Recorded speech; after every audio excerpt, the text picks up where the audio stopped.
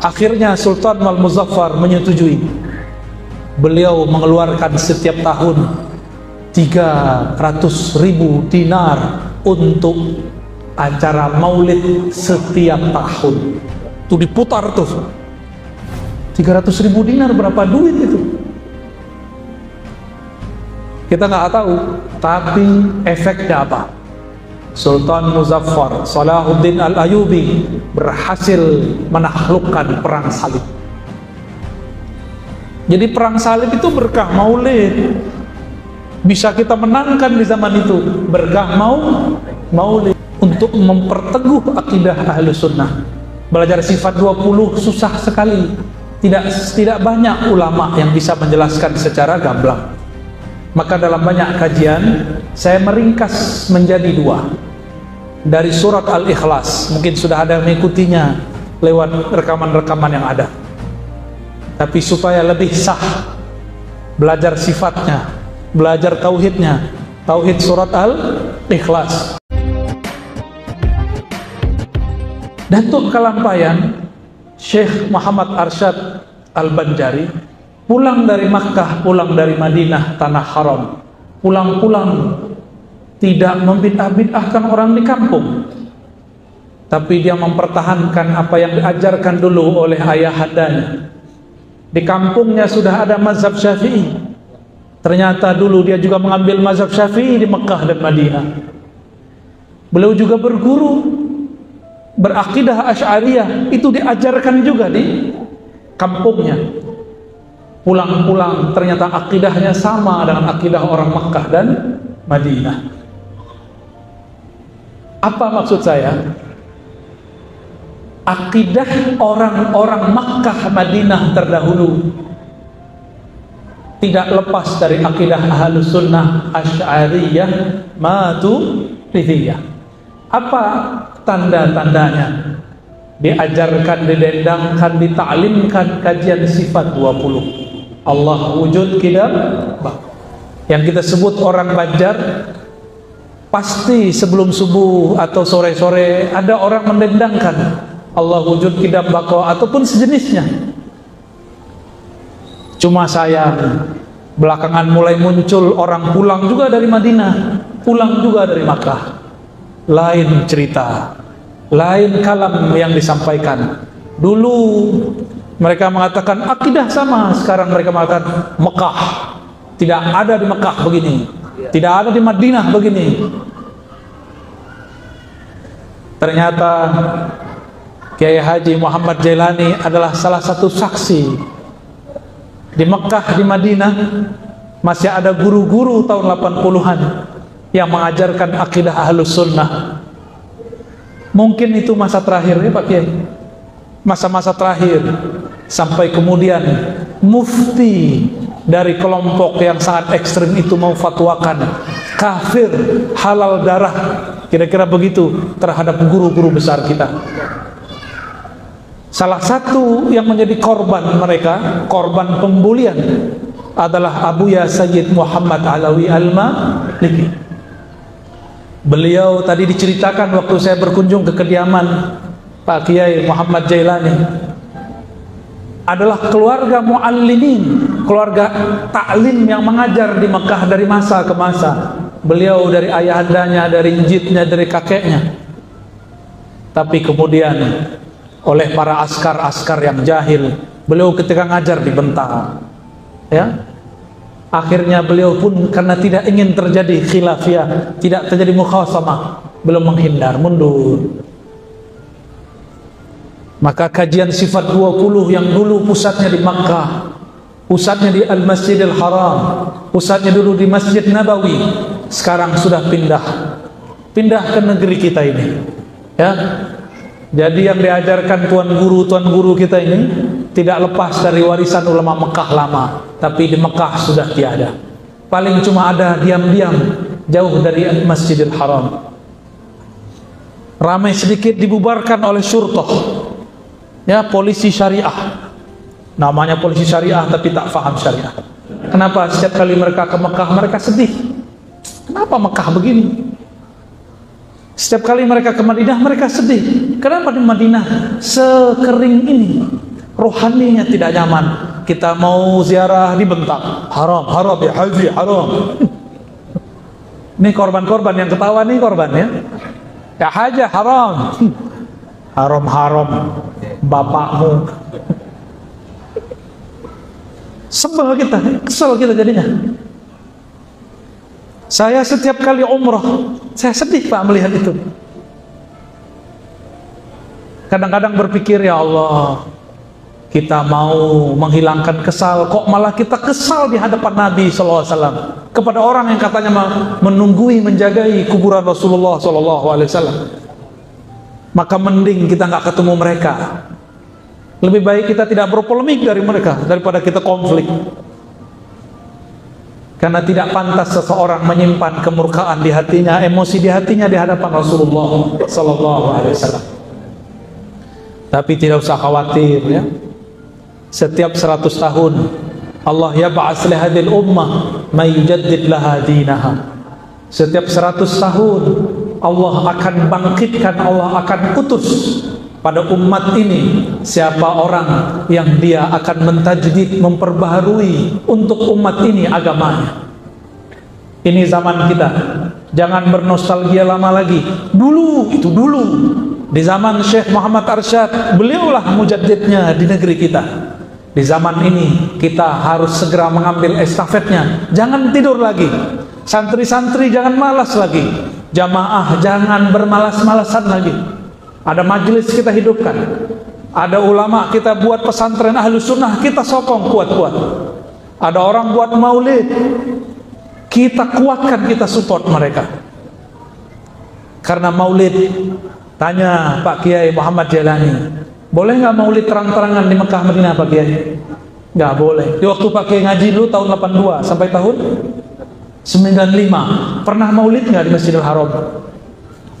Nggak pernah maulid di Masjidil Haram. Tapi kalau cerita guru tua, dulu maulidnya di mana? Di Masjidil Haram. Berabad-abad lamanya dulu maulid di Masjidil Haram. Sekarang tidak boleh.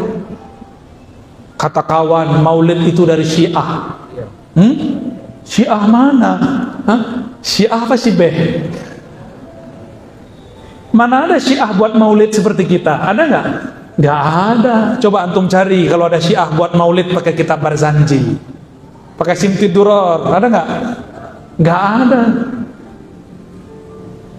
Syiah lebih ramai buat Asyura 10 Muharram, maulid mah tidak. Kata mereka yang pertama buat maulid itu kelompok Syiah Qaramitah atau Syiah yang dulu bangun Al-Azhar lama. Apa jawaban kita? Anda tidak mengerti sejarah ya, atau Anda sengaja menutupi sejarah. Nah, jangan-jangan yang kedua. Kalau yang pertama kita maklumi, kalau yang kedua namanya khianat. Masa sudah tertulis di kitab dia nggak bisa baca kitab? Kita aja bukan orang Arab baca kitab, kok masa dia orang Arab nggak bisa baca kitab? Ya? Di dalam banyak kitab, Tarikhul Islam, kitab banyak sekali ditulis karya Imam, ada Tarikh Khulafa, banyak sekali kitab Imam Ibnu Katsir dan lain-lain menyebutkan seorang sultan yang adil, namanya Sultan Al-Muzaffar. Cuma ada yang mereka menyebutkan kisah ini, ada yang tidak. Sultan Al-Muzaffar itu murid daripada Syekh Abdul Qadir Al-Jailani. Di samping kita Kiai Muhammad Jailani. Itu Syekh Abdul Qadir punya murid, disuruh membimbing Sultan Al-Muzaffar. Siapa Sultan Muzaffar ini? Ternyata beliau ada ipar dari Salahuddin Al-Ayyubi yang juga merupakan murid daripada Syekh Abdul Qadir Al-Jailani. Beliau melihat semangat jihad sudah hancur, sudah turun. Kita ini yang bertasawuf dituduh tidak suka jihad karena kita nggak suka ngebom. Emang ngebom jihad? Emang ada di hadis Nabi ngebom? Coba tanya kepada sahabat-sahabat ya? Tanya kepada ahli hadis, adakah jihad namanya bom bunuh diri? Ada nggak? Nggak ada. Itu bid'ah dalam jihad. Nggak ada jihad namanya bom bunuh diri. itu bid'ah. Jangan salah-salah jihad. Maka kita mengimbau kepada saudara-saudara kita yang sangat semangat jihad, ayo belajar fikih jihad sama-sama, ya. Fikih jihad itu ada sanadnya. Dulu yang membangun negeri ini itu semua mengerti fikih jihad. Sekarang mereka udah buat negeri ini, terus antum kalian mau hancurkan. Nggak tahu terima kasih namanya, ya. Oh, kita mau buat daulah Islam. Emang mudah buat daulah Islam? Bertahaplah, Rasulullah pun bertahap. Apakah ada orang berani berhasil membuat daulah Islam dengan bom bunuh diri? Nggak ada. Nggak ada kawan, ya, nggak ada sahabat, nggak ada. Sultan Muzaffar akidahnya Asy'ari, Salahuddin Al-Ayyubi akidahnya Asy'ari, bermazhab Syafi'i. Beliau panggil para ulama, wahai tuan-tuan syekh, apa yang nak kita buat? Ini orang semuanya malas berjihad. Apa kata para ulama? Kita buat maulid Nabi. Ceritakan kisah Nabi berjuang. Ceritakan kisah Nabi dari sebelum lahir sampai lahir kembali.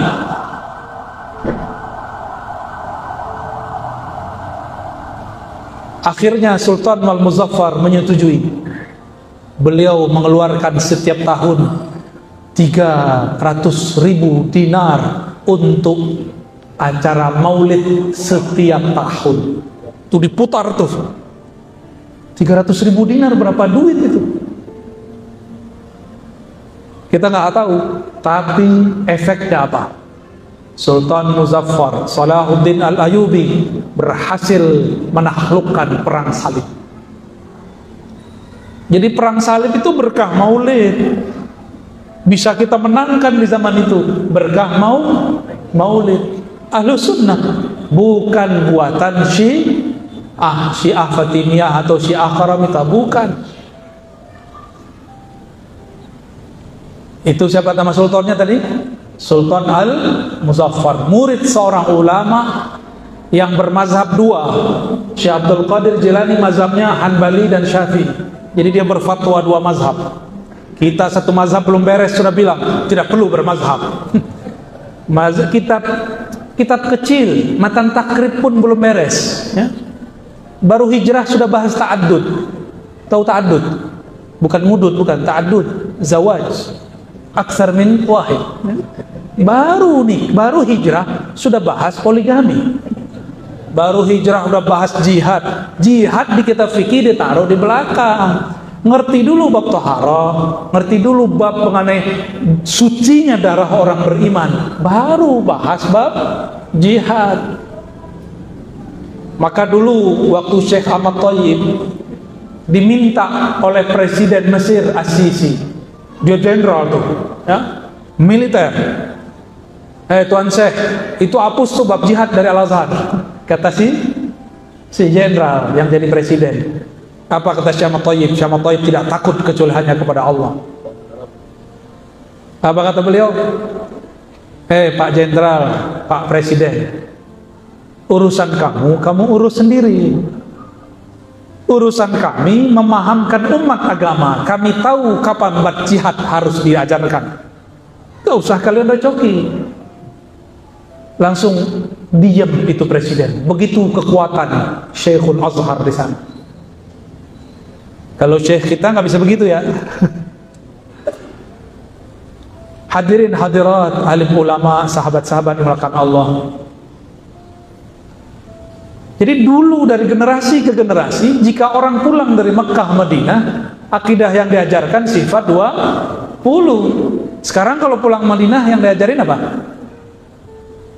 Membatalkan sifat 20. Kata dia, di Mekah tidak ada yasinan. Nah, nggak nyambung kan? Orang baca 20 dia bahas yasinan. Di Mekah kapan? Di Mekah sekarang apa di Mekah dulu? Ya. Jadi kita jangan tertipu oleh kata-kata seperti itu, ya. Giliran bab nggak kunut ikut Mekah. Giliran bab sifat 20 ikut Mekah yang sekarang. Giliran taraweh 20 rakaat gak ikut Mekah. Di sini berapa tarawehnya, guru? 11? 20? Wah, top buat antum ya. Berarti kiainya tidak ikut umat, umat yang ikut kiai.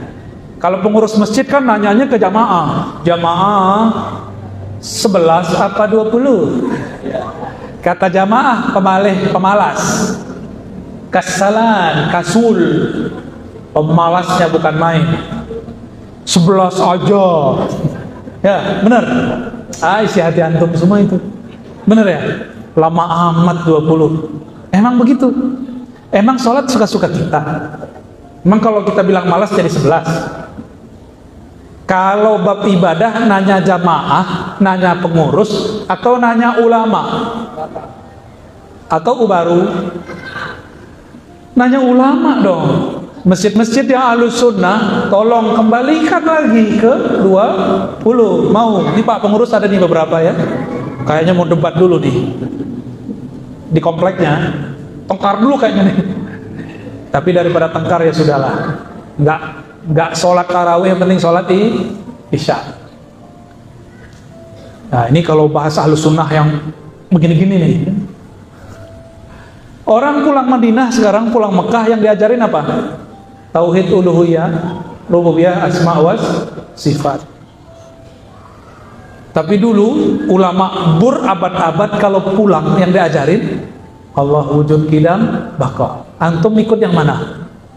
Kan sama-sama Madinah. Yang dulu nggak ada gelarnya, kalau sekarang ada gelarnya LC.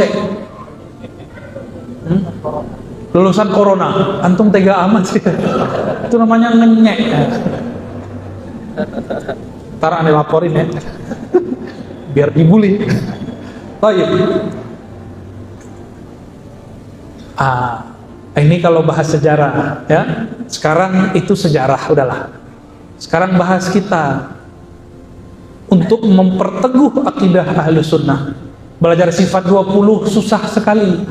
Tidak banyak ulama yang bisa menjelaskan secara gamblang. Maka dalam banyak kajian saya meringkas menjadi 2. Dari surat Al-Ikhlas, mungkin sudah ada yang mengikutinya lewat rekaman-rekaman yang ada. Tapi supaya lebih sah belajar sifatnya, belajar tauhidnya, tauhid surat Al-Ikhlas. Maka di situ ada 2 tauhid. Pertama tauhid ahadiyah. Apa arti tauhid ahadiyah? Meyakini bahwa Allah ahadun fi zatihi wa fi sifatihi wa fi af'alihi wa fi asma'ihi. Allah itu esa, tunggal. Kalau esa, ahad, itu tidak ada saninya. Kalau tunggal tidak ada 2. Kalau al-wahid masih ada as-sani. Tapi kalau ahad nggak ada pakai waw, pakai alif. Itu artinya ketunggalan. Tidak ada lagi setengah, tidak juga ada tambahan 1/2, apalagi jadi 2, jadi 3. Allah itu dulu sendiri, itu ahad. Ahad itu juga berarti sendiri. Allah itu tidak bersama yang lain. Itu makna ahad, la syarikalah. Saya mau tanya, Allah ahad itu berubah-ubah gak? Kalau dia berubah-ubah, dia namanya Allah atau bukan? Hah? Kullu mutaghayyirin hadithun. Atau dibalik, kullu hadithin mutaghayyir. Sama itu. Setiap yang berubah-ubah itu dicipta. Allah tidak berubah-ubah. Maka dia bukanlah dicipta, tapi dialah yang mencipta. Ini Guru Mahmud dulu lahirnya sebesar ini. Pernah kecil ya? Oh pernah kecil, lebih kecil dari ini. Ya, kalau sebesar ini kasihan maknya. Saya senang kalau melihat beliau itu habis baca Quran terus gerak-gerak. Ya, asik aja ngeliat ya. Seakan-akan Syekh Minshawi dan gurunya hidup lagi ya. Itu baca Quran orang Mesir yang dulu baca begitu. Karena orang Mesir ini dekat ke Sungai Nil, mereka lebih syahdu baca ayat. Dibawalah tadi itu, ya. Kita nih dulu pernah kecil, benar guru, ya, kirain guru langsung sebesar ini. Kecil menjadi balita, jadi anak-anak, jadi dewasa. Sekarang mungkin sebagian sudah mulai tua. Berarti kita berubah-ubah enggak? Berubah. Berarti kita ini dicipta. Saya mau tanya, kita yang merubah diri atau kita dirubah? Ada yang merubah jenggotnya sendiri dari hitam menjadi putih. Kalau boleh berkehendak, jangan sampai hitam, jangan sampai putih lah kau, ya. Kayak rambut, janganlah kau jadi berubah supaya tetap laku. Benar ya? Kalau boleh request kepada diri sendiri, keriput janganlah kau datang. Kalau boleh berkehendak kepada gigi, janganlah pernah ompong, ya. Kalau boleh berkehendak kepada badan, janganlah engkau menua. Tapi apalah daya, kita pun tidak berdaya menahan satu uban dalam badan. Berarti kita ini diatur, kita tidak mengatur. Kita ini diubah, kita tidak pernah mengubah. Kita ini digerakkan, tidak pernah bergerak sendiri. Hakikatnya, ya, cuma Allah berikan suatu kesempatan dalam diri, namanya kasab. Laha ma kasabat wa alaiha ma kasabat. Baginya jiwa, baginya manusia ada kasab, usaha. Kasab inilah, usaha inilah yang kita nanti pertanggungjawabkan. Ada pilihan taat, maksiat, kita pilih maksiat, itu nanti dipertanggungjawabkan. Kita pilih taat, itu nanti yang akan dibalas. Kesadaran ini, mumpung kesadaran ini masih bisa, sampai nanti kesadaran itu hilang, kita digerakkan sepenuhnya. Sudah pernah lihat ada orang sudah nggak bisa berpikir? Sudah lihat ada orang tidak bisa lagi jalan, sudah di atas kursi, ya? Tanda kalau kita tidak berkehendak kecuali tunduk kepada kehendak Allah Subhanahu wa ta'ala. Itulah akidah Ahlus Sunnah. Sekarang muncul ada gerakan-gerakan khilafah, tapi mengajarkan free will, takdir bisa ditentukan oleh manusia sendiri. Ya, syukurnya kelompok ini gerakannya sudah dibubarkan. Tapi masih banyak saja anak muda yang gandrung. Ya, karena nggak mengerti sejarah dengan baik. Kalau dia ngerti sejarah dan akidah dengan baik, dia pasti mundur pelan-pelan. Kita tinggalkan itu, kembali ke badan. Jadi tubuh kita ini bukan kitalah yang mengatur. Nah, udah sadar? Udah mulai sadar belum? Ya, inilah akidah jika dibawa ke dalam diri. Jadi belajar akidah itu bukan hanya nyalahin orang. Itu tadi cukup, ya. Bidah-bidahin orang, syirik-syirikin orang, itu namanya cari lawan. Sesekali boleh, ya, bahas-bahas begitu, jawab-jawabin hujah orang. Tapi belajar akidah itu memantapkan keyakinan dalam diri. Saya mau tanya, yang ubah itu orang tua kita, atau pasangan kita, atau makanan kita? Siapa yang ubah badan ini? Dulu bisa request gak mau jadi perempuan atau laki-laki? Bisa request. Ibu-ibu ada yang lagi hamil, bisa paksa nggak? Dek, kamu cewek ya? Kamu awas kalau nggak cewek. Iya. Bisa gitu nggak? Bisa nggak, Bu? Kamu awas, kamu harus cowok. Anaknya cewek semua, pengen dapat anak cowok, ngancem, awas janin, dek bayi. Awas kalau kamu tidak jadi cowok. Nggak bisa. Ibu, ayah hanya menjadi sarana diciptakan Allah untuk kelanjutan nasab manusia. Karena proses kelanjutan itu sangat mulia, maka hubungannya mesti dikokohkan bernama pernikahan.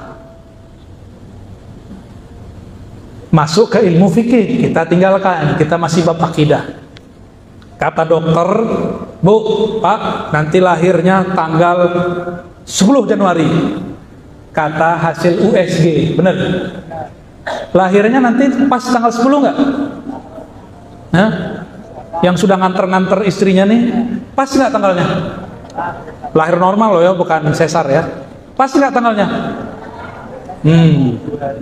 Beda 2 hari, ada yang beda seminggu, ada yang beda sebulan, ada yang beda selama-lamanya.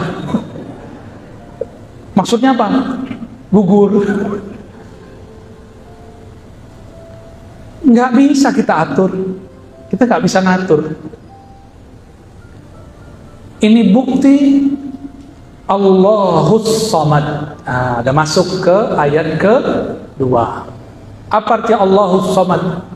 Allah lah, kepada Allah lah engkau menggantungkan harapan.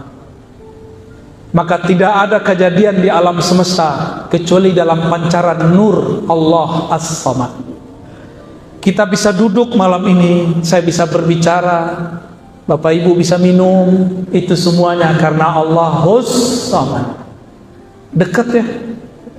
Jadi sedekat apa Allahus Samad itu dengan kita? Sedekat air minum dengan tegukannya. Jika Allah tidak izinkan, maka keluar itu air. Maka kita lihat orang sakaratul maut dikasih minum keluar, dikasih makan keluar, dikasih minum, ada yang masuk, tapi dia tidak pernah merasa puas. Karena As-Samad tidak memberikan rasa segar dan kenyang. Tapi jika dia mengatakan kenyang tanpa makan pun 309 tahun Ashabul Kahfi mereka tidak kelaparan, tetap hidup. Maka dengan As-Samad itulah kita bisa narik nafas, naik, keluar. Dengan As-Samad itu kita sekarang duduk di Masjid Al-Munawwar ini. Dekat nggak tuh? Dekat sekali.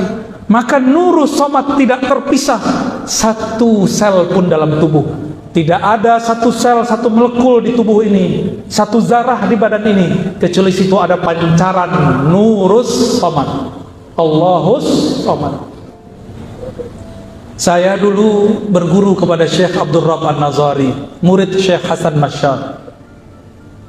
Beliau juga murid Syekh Ahmad Al-Alawi, Tarikat Alawiyah, Syaziliyah.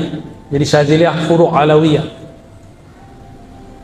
Apa kata beliau yang saya ingat-ingat sampai hari ini? Ar-Razi, jika engkau memandang apa saja, sebenarnya di situ ada hakikat nabimu. Saya nggak paham maksudnya apa. Ya Sayyidi, zidli, isyrahli. Wahai Tuan Guru, tolong jelasin maksud engkau apa, wahai Tuan Guru. Lalu beliau mengatakan, Allah itu menciptakan alam itu supaya alam itu mengenalnya. Mengenal itu bukan kebutuhan Allah, tapi kebutuhan si alam.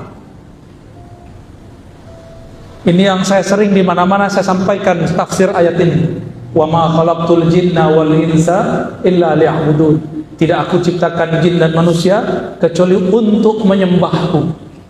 Kata kawan, nggak ada maulid-maulid, nggak ada Isra Mi'raj. Tugas kita bukan maulid, tapi beribadah. Dia pakai ayat ini membatalkan maulid. Padahal kalau dia mengerti ilmu tafsir, ini dalil maulid. Dari mana saya tahu? Dari karya Sayyid Abuya Sayyid Muhammad Alawi Al-Maliki dan Sayyid Ahmad bin Idris Al-Idrisi, yang mursyid Tariqah Al-Idrisiyah. Apa kata beliau? Menukil tafsir Imam Mujahid dan Ibnu Abbas. Tidak aku ciptakan jin dan manusia kecuali untuk menyembah aku atau mengenal aku. Siapakah yang paling pertama kenal Allah? Dalam Al-Quran, Allah perintahkan Nabi Muhammad SAW mengatakan, Kul inna salati wa nusuki wa mahyaya wa mati. Terus di ujung ayat, Wa ana awwalul muslimin. Akulah yang pertama muslim, yang pertama tunduk, yang pertama ibadah, yang pertama kenal Allah.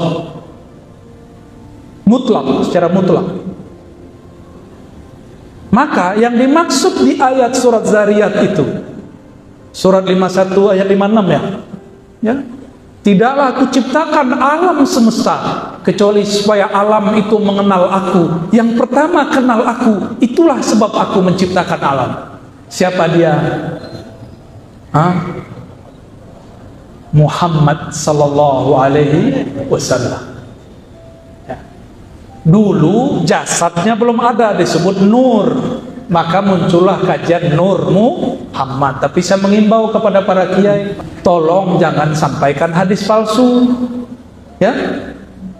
Laula kayak Muhammad makhlukul aflaq, itu hadis ilham, bukan hadis Nabi. Jadi seorang wali baca ayat, wa ma khalaqtul jinna wal insa illa liya'budun. Lalu dia bertanya, ya Allah, ini ayat maksudnya siapa? Siapakah yang mengenal engkau? Siapakah yang pertama mengajarkan menyembah engkau? Muncullah di situ Muhammad. Lalu tiba-tiba ada kalam, laula Muhammad ma khalaqtul aflaq. Kalau bukan karena sang Muhammad yang menyembah itu, alam ini tidaklah aku cipta. Muncullah kalam ilham yang baru, kuntu kanzan bakhyan. Dulu aku sendiri ahad, tersembunyi. Fa ahbabtu an u'rafa, aku ingin dikenal. Nah, Allah tuh boleh narsis, kita nggak boleh narsis. Allah boleh pengen dikenal, suka-suka dia. Kita tidak boleh berharap terkenal kecuali dikenalkan oleh Allah, ya. Karena siapa yang pengen terkenal, dia sedang mencoba mencuri, mengambil alih kesenangan Allah. Allah mengatakan al-kibriya uridai, kesombongan, pengen dipuji, ingin di like, itu adalah hakku. Siapa yang coba-coba ambil hakku, berarti nyatakan perang terhadapku. Jadi jangan coba-coba, ya, berharap pengen terkenal. Orang terkenal itu kan kabir, yang kabir kan cuma Allah.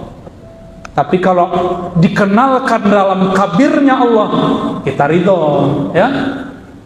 Jadi tidak ada orang dikenalkan oleh Allah kecuali dia sedang larut dalam nur Allah Al-Kabir, nur Allah Al-Azim. Maka saya berharap di masjid ini nanti ada tuan-tuan guru yang mengajarkan Al-Asmaul Husna, ya. Bukan untuk jadi wiridan, ini baca sekian kali untuk begini, enggak, bukan itu.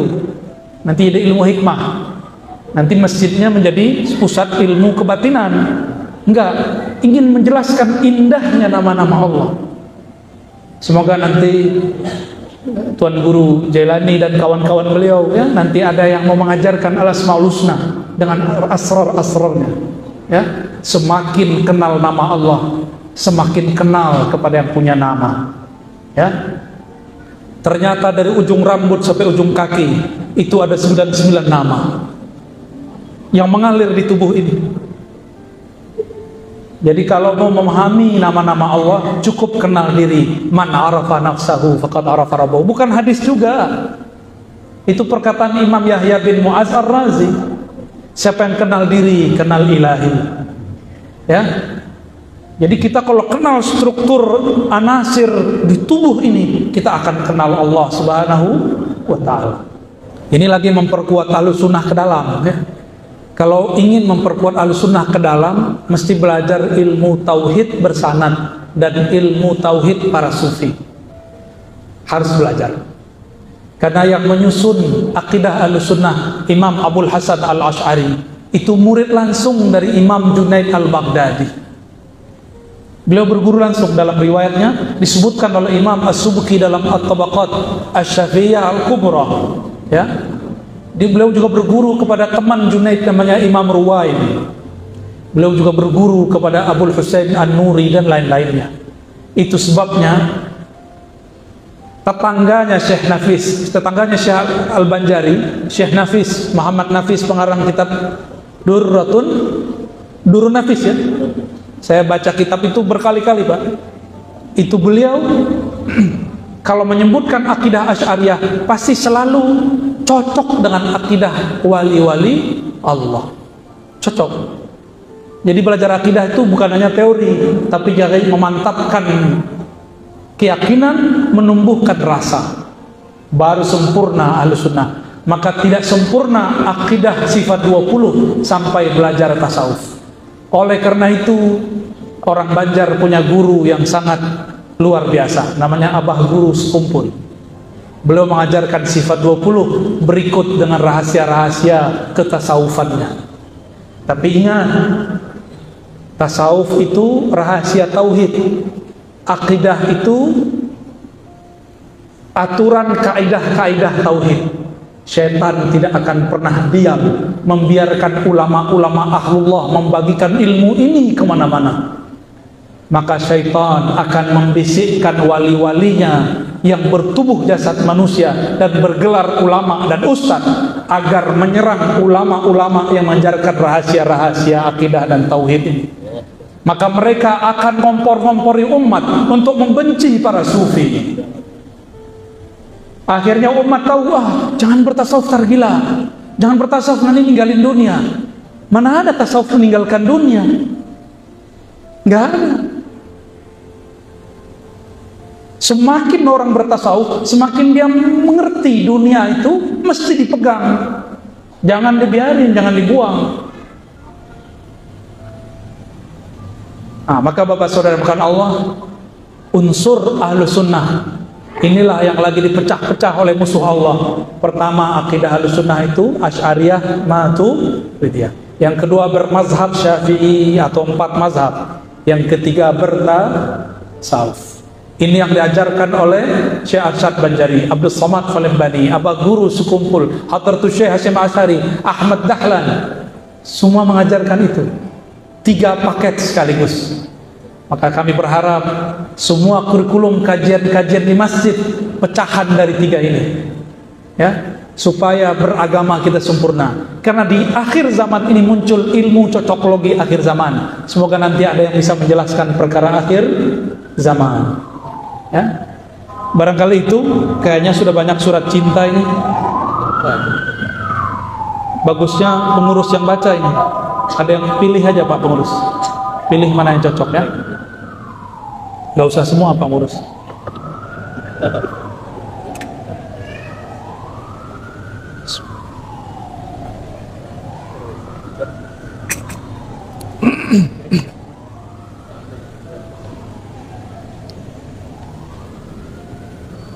Ini ada pertanyaan dari jamaah ya.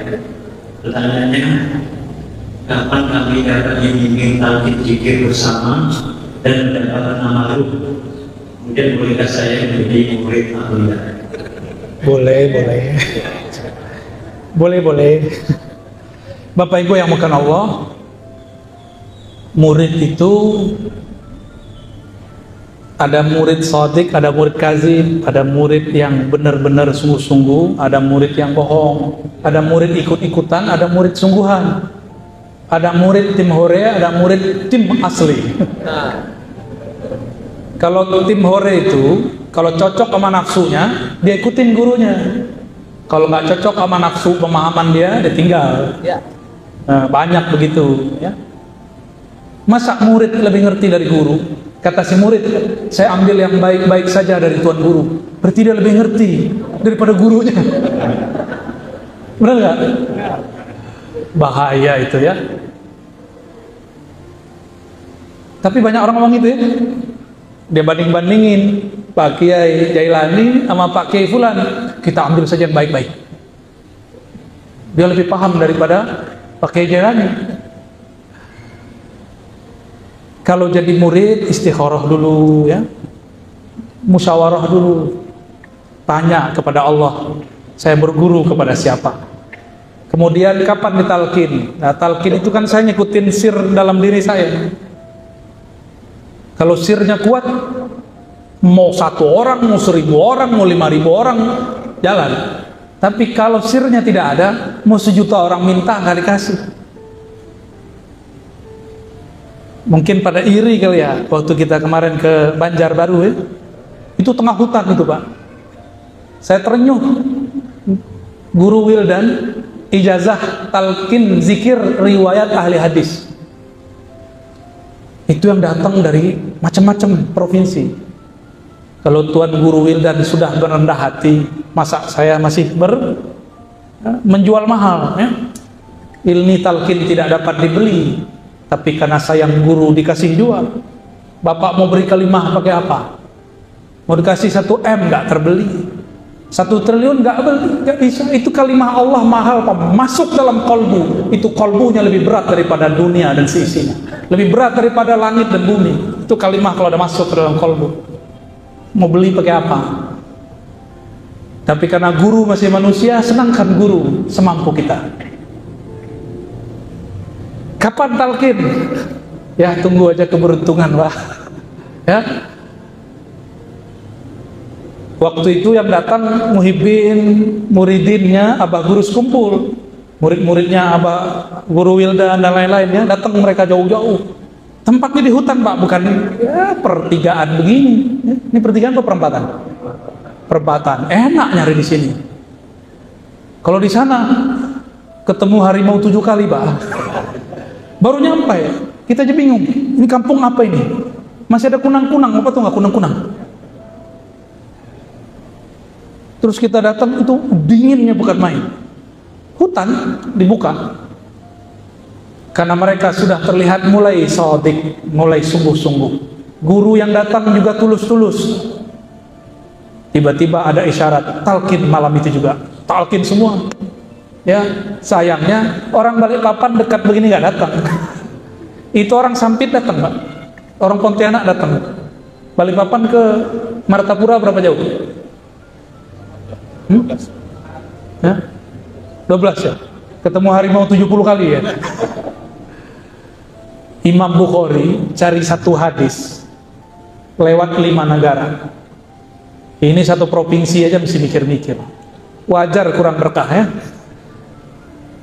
Tuan guru kita di samping dari 82 sampai tahun 95 menahan diri di Makkah.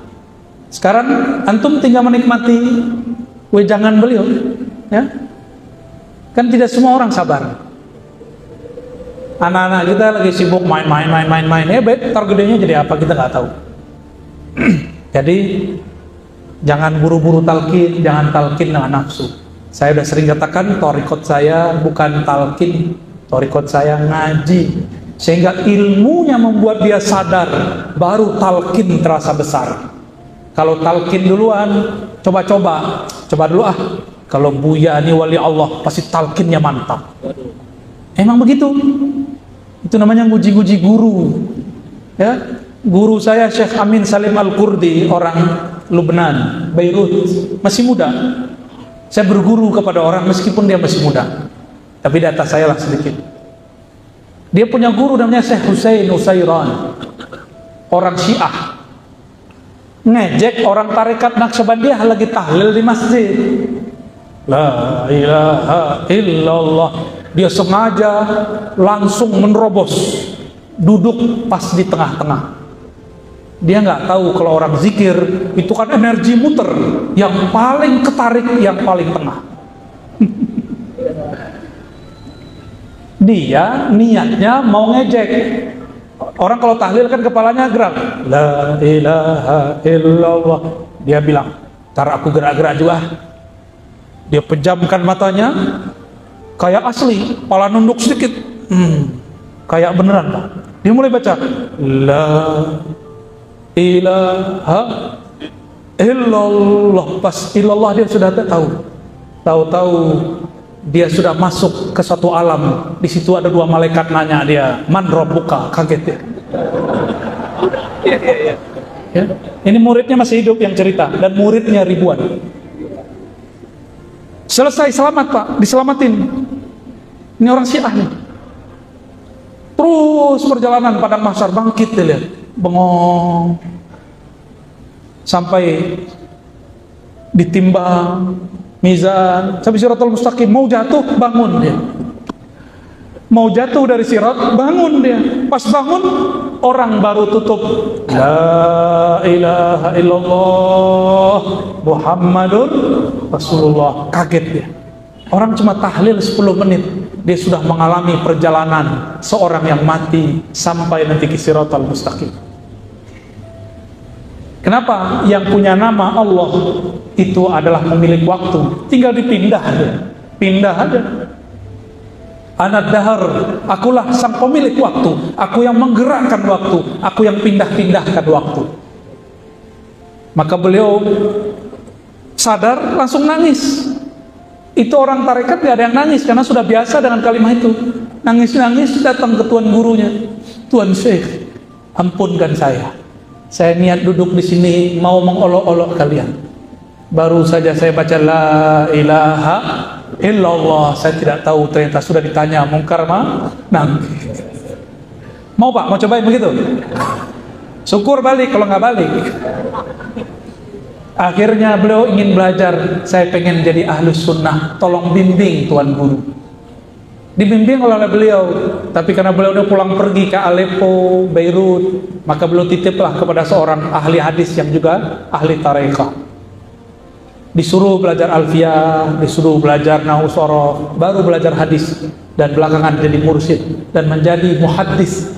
Ya, alhamdulillah, sezaman dengan Imam Syekh Yasin Al-Fadani. Tapi beliau di Beirut. Beliau pernah bertemu dengan Syekh Yusuf An-Nabhani, Imam Jazuli di masanya, yang memegang sanad Dalailul Khairat, kitab salawat yang dipakai oleh orang-orang Ahlus Sunnah wal Jamaah. Guru Mahmud masih baca Dalail.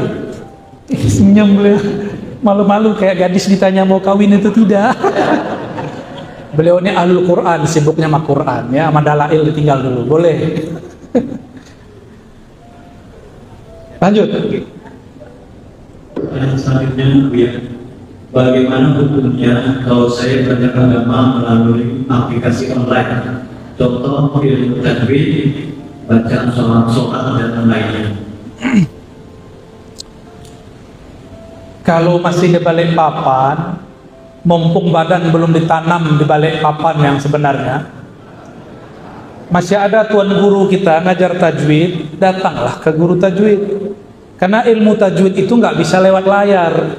Tajwid itu harus menirukan gerakan guru, lidah guru persis, tidak boleh kurang, tidak boleh lebih. Berlebih dikit jadi aneh. Coba baca A, coba baca A, kayak orang mau buang air besar. Ya, dulu belajarnya lewat TV ya, lewat aplikasi ya. Coba baca so. Nah, saya aja salah baca nih, ini sengaja nunjukin salah nih. Shock, salah semua ini. Ada orang yang soalnya mulutnya monyong, emang ada makhrijul huruf, bibir monyong, so. Ya, orang belajar Jazariyah, nih kitab tauhid Jazariyah, itu huruf per huruf dijelaskan keluarnya dari mana. Jadi kalau belajar Jazariyah, nanti sama guru dikasih peta, kasih di mana saja tempat huruf keluar. Lidah ketemu mana, giginya di mana, semuanya jelas. Maka saya menyampaikan kepada Ahlul Quran, antum beruntung jadi Ahlul Quran. Kenapa? Ahlul Quran itu orang yang paling pas menirukan Nabi, mulai dari huruf alif sampai hamzah ya, nggak boleh keluar, persis harfan, nggak boleh lepas. Tidak hanya menirukan suara. Kalau kita kan menirukan suara ya, yang penting ada iramanya. Waduh ya Allah, nggak tahu itu bayati apa itu ya, bayati, Baknawa, Hijaz. Nggak tahu tuh kemana tuh perginya.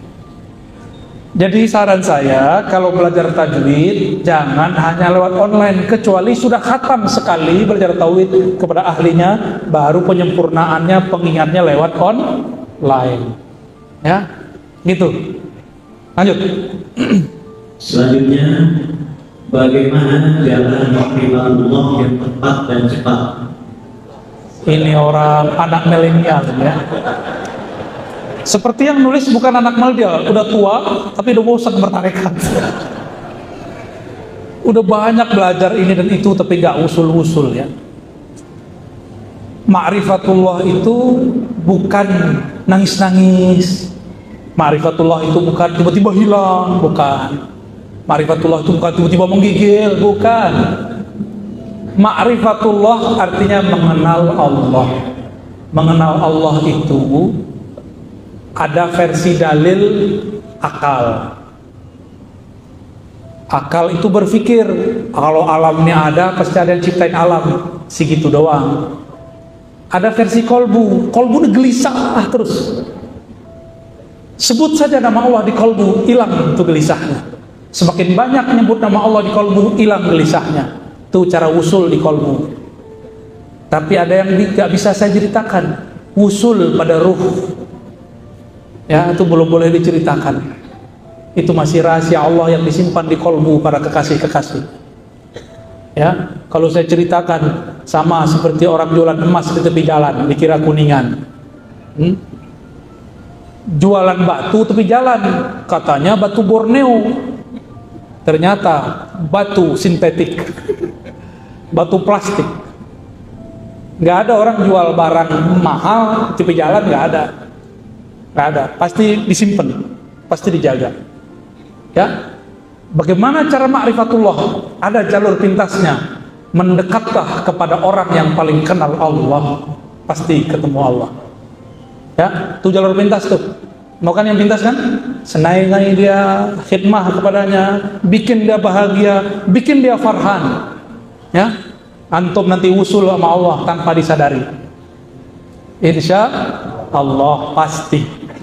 Kun ma'allah, fa illam takun ma'allah, fakun ma'aman ma'allah. Itu kalimat diambil dari hadis Nabi, tapi kalimatnya bukan hadis Nabi. Jadilah engkau bersama Allah, beradalah engkau bersama Allah. Jika engkau belum sanggup, maka beradalah bersama orang yang sadar bertuhan kepada Allah. Ini diambil dari hadis Nabi, hadis Ibnu Majah, hadis Ahmad. Nabi ditanya, ya Rasulullah, man awliyaullah? Siapakah wali-wali Allah? Apa jawaban Nabi SAW? Man izaru'u dzukirallah. Orang sosok yang jika engkau pandang dia, engkau dekati dia, engkau teringat kepada Allah. Itulah wali Allah. Gimana, ada ketemu belum? Lanjut. Selanjutnya, bagaimana pandangan Ustaz terhadap beberapa pendapat ulama, misalnya Imam Asy'udi dan Ibnu Hajar Al-Asqalani, yang menyebutkan bahwa umur umat Islam tidak lebih daripada 1500 Hijriah. Jika dikaitkan dengan hadis, maka semua hadisnya lemah. Tapi jika dikaitkan dengan ilmu huruf dan ilmu adat, ilmu angka, maka ada pembenarannya. Nanti tuan guru, para habaib, para masyayikh, para santri yang ngerti ilmu nilai angka, namanya hisab jumal, buka surat Iqtaraban, apa ayatnya? Surah Al-Qamar. Iqtarabatis sa'ah wa insyaqqal qamar. Itu hitung satu hurufnya, jumlahnya sama dengan 1500. Imam Suyuti menjawab pakai ini. Hadisnya beliau katakan hadisnya dhaif. Ya. Kalau mengikuti ilmu huruf, umur umat udah tinggal dikit lagi. Ya. Sekarang 1443, benar? Tambah 13 tahun di Makkah. Nggak usah pakai hadis Tirmizi 10 tahun. Berarti sekarang berapa? 1443, 1453. Untuk jadi 1500 berapa tahun lagi? Hah? 40 tahun. 47. Sebelum 47 itu kejadian 10. Dibagi aja 47 atau anggap saja 50 tahun ya. 50 tahun itu dibagi 10 kejadian. Keluar Dajjal, daulah berdiri, Ya'juj Ma'juj keluar, Dabbah keluar, daulah iblis berdiri untuk terakhir kalinya. Terbit matahari dari barat. Ini mana? Timur. Salah ya situ ya. Salah unjuk kita, disorientasi arah. Itu kejadian dalam waktu 50 tahun ini. Berarti kalau dibagi 10-10 atau 5-5 tahun, bentar lagi Dajjalnya keluar. Bentar lagi Pak, beneran. Ini bentar lagi, kan corona ini bagian dari pencirian dia keluar. Ini corona mau mecah-mecah orang. Makanya nanti nggak akan ada majelis begini. Mumpung masih bisa ngumpul, kita majelis, kita maulid sebanyak-banyaknya. Kita kenang Rasulullah, kita ceritakan Rasulullah. jika nanti kita tidak bisa berkumpul lagi, kita, keluarga kita, anak cucu kita kenal sifat Rasulullah. Kalau udah kenal kisah Rasulullah, nanti kenal dengan Al-Imam Al-Mahdi. Itu rahasia maulid. Rahasia maulid itu supaya sifat Nabi terpatri dalam diri kita. Baru dengan itu kita kenal siapa Imam Al-Mahdi. Ya, Nabi itu ini nggak suka posting nggak dulu? Nabi dulu suka ngomong di YouTube nggak? Enggak. Ini ada ngaku Imam Mahdi ngomong-ngomong di YouTube. Katanya bakal diislah tahun sekian. Ya salah. Udah jelas YouTube punya Yahudi, ya nggak? Ya, Facebook punya mereka juga. Yahudi juga punya Imam Mahdinya sendiri, juru selamatnya, Mesiahnya. Dan mereka memusuhi Mesiah Imam Mahdinya kita. Semua agama mengajarkan tentang itu. Ya. Besok pagi di mana? Temanya tentang apa? Nggak ada. Tentang Imam Mahdi besok. Mau? Saya bahas besok tentang, insya Allah kalau umur panjang, tentang ma'rifatu imam akhir zaman, Al-Imam Al-Mahdi. Insya Allah. Insya Allah besok pagi ya. Ya. Di Pasar Baru, subuh. Bangun kan ini? Saya juga nggak yakin saya bangun kalau Allah tidak bangunkan ya. Gimana? Ada lagi? Oke. Ini dari ibu ya. Amalan apa yang dapat membuat hati tetap istiqomah dalam melaksanakan sholat tahajud dan semakin merasakan rindu kepada baginda Nabi Muhammad Sallallahu Alaihi Wasallam selain bersolawat kepada baginda Rasulullah Sallallahu Alaihi Wasallam. Amalannya pertama niat. Pertama apa? Udah niat belum? Sebelum tidur niat, ya Allah, Engkaulah yang memegang jiwaku. Maka kembalikan ruhku sebelum subuh, ketika sepertiga malam terakhir. Saya jamin kalau niatnya tulus dibangunkan Allah. Terus udah bangun nggak sholat. Apa kata Nabi? Yanzilu Rabbuna, Allah turun fi sulusul akhir, di sepertiga malam terakhir. Fayaqul hal min mustaghfirin fa'aghfir lah, hal min tabin atubu ilaih. Allah berfirman, Allah ngomong, Allah ketuk pintu hati kita. Ada yang istighfar nggak? Ada yang minta ampun nggak? Saya ampuni.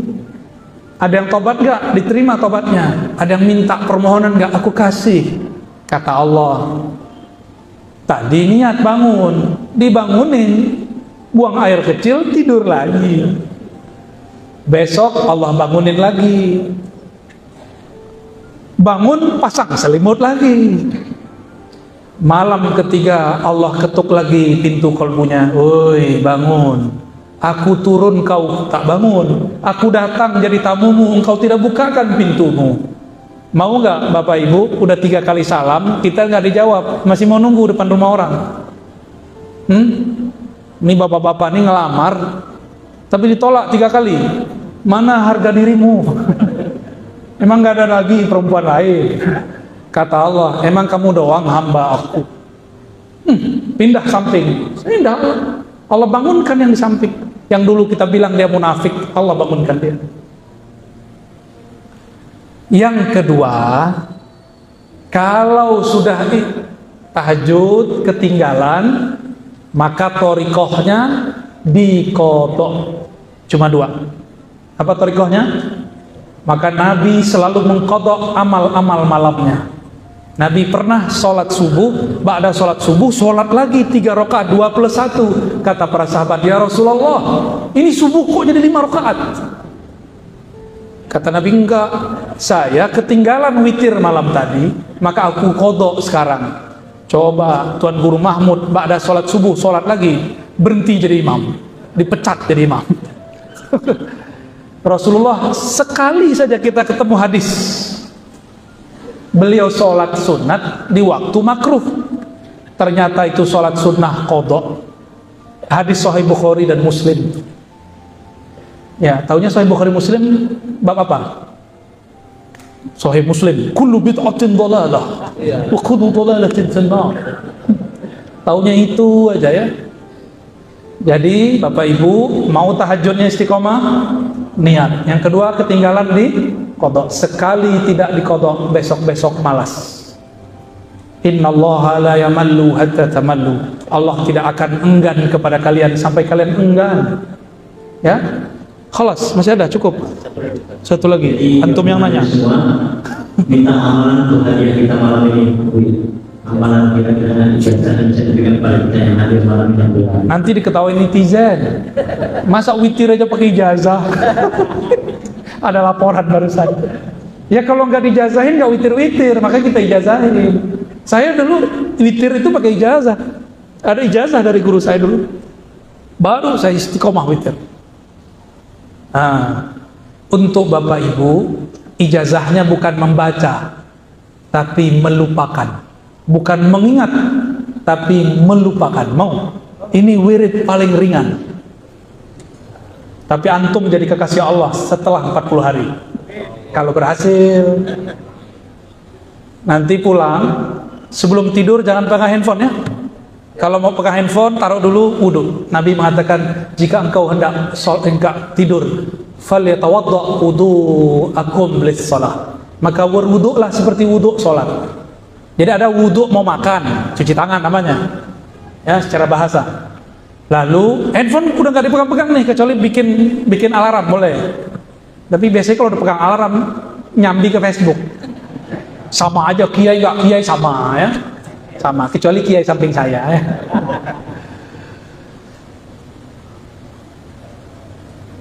Terus ngapain? Duduk sebentar, pegang dada kita, pejam mata, lalu katakan. Coba ikutin kata-katanya, buka mata aja, jangan pejam, nanti aja pejam matanya, ntar nangis di sini lagi. Ya Allah, jika ada keburukan dalam hatiku, kebencian dalam kolbuku, dendam kesumat dalam jiwaku, atau apapun yang tidak engkau ridhoi, maka hapuslah ya Allah. Diusap dadanya, baca Al-Fatihah, selawat. Al-Fatihah sekali, selawat. Mau ngamalin? Maka semua orang yang kita benci lupain. Semua orang yang nyakitin hati kita, kita buang. Semua yang bikin patah hati, jangan sambung lagi, lupain aja. Ya, ini amal paling ringan. Amalan tanpa membaca, amalan tanpa mengingat-ingat. Cukup lupakan apapun yang tidak perlu diingat. Disebut dengan wirid hizib salamatus sadar. Apa nama hizibnya? Hizib salamatus sadar, baru turun malam ini. Ya, ini wiridnya, ini asli, ini saya nggak main-main. Ya, dimulai dengan syahadat, pegang dada, katakan kalimat tadi dengan bahasa kita semua bebas. Yang penting buang semua benci, buang semua suudzon, buang semua sakit hati. Ditutup dengan baca Al-Fatihah dan sholawat. Rindui Rasulullah SAW. Ingat beliau tidak pernah dendam. Barulah nurnya masuk ke dalam diri. Tidurlah dalam rindu itu kepada Rasulullah. Tidur, nanti suatu saat Rasulullah akan berkunjung, insya Allah. Ya, insya Allah. Saya nggak jamin, karena bisa jadi hari ini berhasil, besok tidak. 40 hari itu nggak boleh lepas. Karena kalau lepas tidak berhasil ke hari-hari berikut. Ya, walaupun sejenak sebelum tidur. Sejenak saja. Mulai apa? Syahadat. Terus pegang, berbicara. Ini torikotnya dulu, torikot Imam Haris Muhasibi. Kita hidupkan kembali. Torikot ini sudah pernah mati. Kita hidupkan kembali. Saya punya sanad kepada beliau, Al-Imam Al-Haris Al-Muhasibi. Ya, yang lahirnya 160 Hijriah, berarti abad kedua, sama zaman dengan Imam Syafi'i. Torikot beliau adalah membuang semua kebencian di dalam hati sebelum tidur. Tambahan Fatihah dan salawat. Fatihah itu salawatnya Allah, salawatnya ruh, salawat Nabi kita kepada Rasulullah sallallahu alaihi wasallam. Ajaztukum kama ajazana masyayikhuna. Al-Fatihah. Ya kana biya. Shiratal ladzina an'amta 'alaihim ghairil maghdubi 'alaihim waladdallin. Amin. Demikian dari kami. Insyaallah kalau umur panjang besok kita kajian tentang hadis-hadis Imam Mahdi dan rahasia-rahasianya. Subhanakallahumma wa bihamdika asyhadu an la ilaha illa anta astaghfiruka wa atubu ilaik. Assalamualaikum warahmatullahi wabarakatuh.